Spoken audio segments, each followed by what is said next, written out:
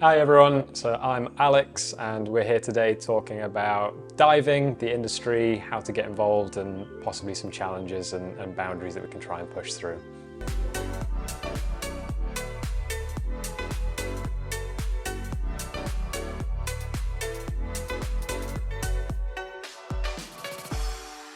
I'm a UDC alumni. I came to Utila again in 2021 in February to do my IDC. It was quite an interesting time. I actually won a competition online called the Be the Difference contest that was run by UDC PADI and SCUBA Pro in memory of Andy Phillips to come out and become a diving instructor. And so I did my training here at UDC and then did my MSDT with UDC again with Susie under the Go Eco program. Then took a slightly different route and ended up teaching the Go Eco program as UDC's Director of Conservation.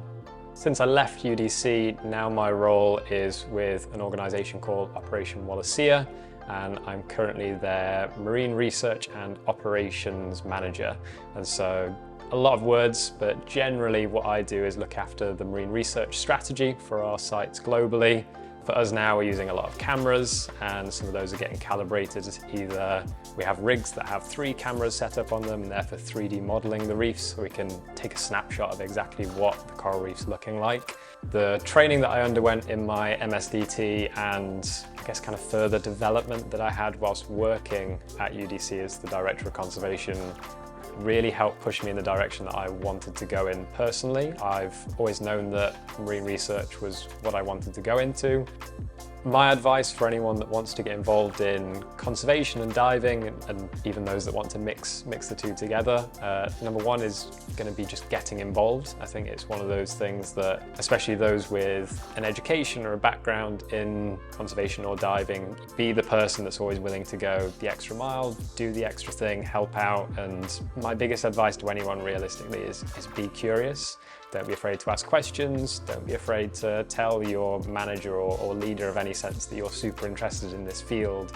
And I think with that, all the experience you can pick up, all the networking and contacts you can make, all of it becomes invaluable because there aren't that many people involved and a lot of people are going to be happy to help you kind of develop in your own sense and give you advice on what they did in the past. So there you have it. For conservation, for diving and mixing the both, I think one of the biggest misconceptions is that it's impossible to get employed in this field, and it's definitely not.